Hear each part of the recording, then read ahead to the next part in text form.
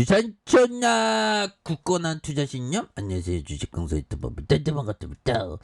자, 이제 굳건한 투자신념, 우리가 정말 어떤 굳건한 투자신념을 가져야 합니다. 그래서 자, 결국에는 주가에 있어서 하단에서 자 보면 다시 한번 좀 터닝해 줄 수 있죠. 근데 아니 보면 이런 부분에서 아니 왜 이렇게 주가가 과도하게 떨어지는지 보면 쫓당하긴 하죠. 그래서 이런 부분에서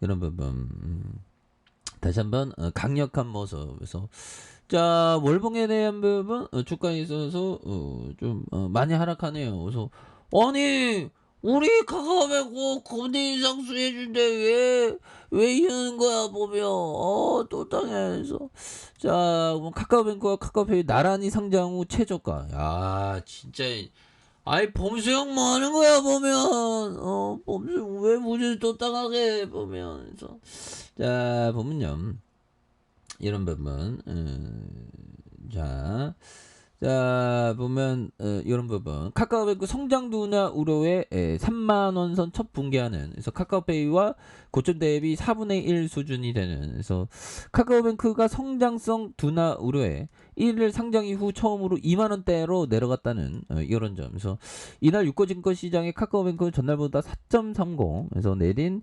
28,950원으로 맞춰 처음으로 3만원대 아래로 내려갔다. 우리가 뭐 아래로 내려가게 일부러 한 건 아니지만 아래로 내려가니 쫄당하죠 이건. 그래서 작년에 8월 6일 상장 이후 최저가로 직전 고점인 작년 8월 19일 92,000원의 3분의 1 수준이 되는. 그래서 카카오뱅크는 연초부터 금리 상승에 따른 성장주 부진 여파에 내리막에 대한 부분. 그래서 여기에 지난달 29일 증권가의 성장성 둔화 우려에 주가 하락에 좀 이렇게 기름을 부었다 보면.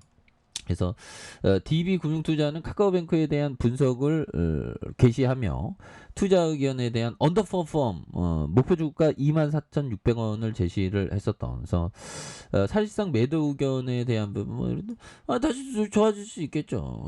보고서에서 은행 규제를 받는 이상 은행의 성장 논리를 적용할 수밖에 없다며 성장 초기 지난해 대출 만기 연장 부담으로 성장이 낮아지면서 떨어진 자본 효율성 덕분에 기회비용이 발생하고 있다. 그래서 카카오뱅크의 지향점과 현실 간의 괴리를 조목조목 지적한 이런 부분에서 보면 이 부분에서 뭐 다시 또 좋아지는 모습 나올 수 있는 부분. 그래서 자 수급에 대한 부분 개인들이 이러한 어떤 오거래일제 이렇게 좀 잡아주고 있고요. 그다음 기관들 금융투자 연기금에서 이렇게 또 많이 잡아준 이런 점이 또 됩니다 보면. 그래서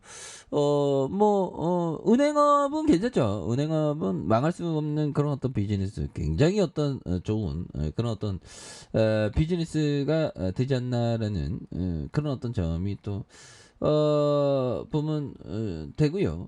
자 보면 자 아니 파월 때문에 문제죠. 진짜 파월 뭐 우리를 진짜 그만 좀 괴롭히세요. 그렇게 해서 자 저금리 종말 외친 파월 라가르드. 그래서 뉴 인플레이션 시대를 열었다.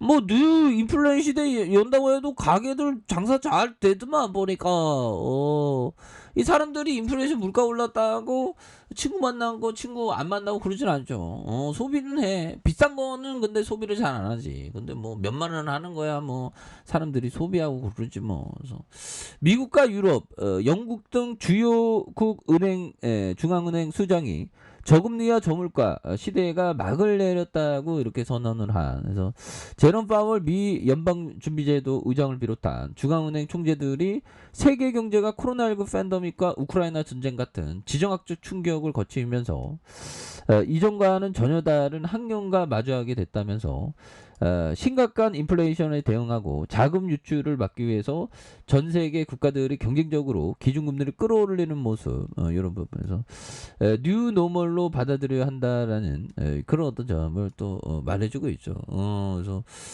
중앙은행에 대한 부분, 그래서 신트라에서 개최한 연례 포럼에 참석한 파우르장과 라가르 ECB의 총재, 에드류 베일리 중앙은행 총재는 인플레이션이 상수가 된다고 입을 모은 그런 부분에서 파우르장은 경제가 팬데믹 이전과 다른 종류의 힘에 의해 작동되고 있다. 그래서 그런 팬데믹이 완화되고 경제가 재가동되기 시작했음에도 글로벌 공급망 문제가 여전히 해소되고 있지 않으며 우크라이나 전쟁의 수요 회복을 급하게 오르던 연료비가 기름을 부었다면 공급난과 연료비 급등으로 저물가 시대는 끝났다는. 그래서 팬데믹과 지정학적 충격으로 인한 저물가 시대로 돌아가지 못할 것이다. 그래서 이게 지금 뭐 곰곰이 생각해봤어요. 지금 싼 게 보면 옷값이 좀 싸고 옷값이 좀 싸고 또 책값이 좀 쌉니다. 보면 그런 점에서 새로운 인플레이션 이렇게 했는데 그래서 보면 아유 카카오뱅크 뭐 떨어질 이유가 없는데 왜 이렇게 떨어지냐 보면 말도 안 되지 보면 그거 나 고매도 때문에 그지.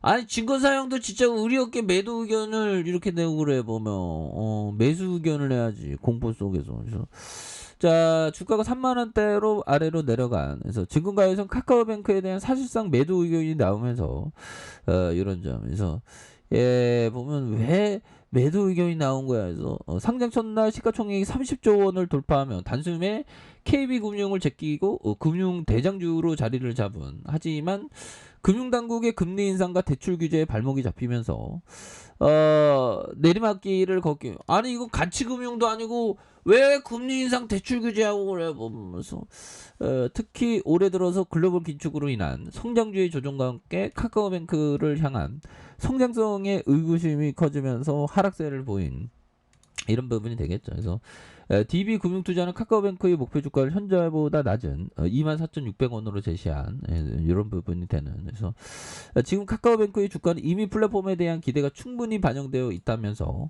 은행 규제를 받고 있는 이상 은행의 성장 논리를 적용할 수밖에 없는데 카카오뱅크는 상장 이후 성장이 둔화되고 있다.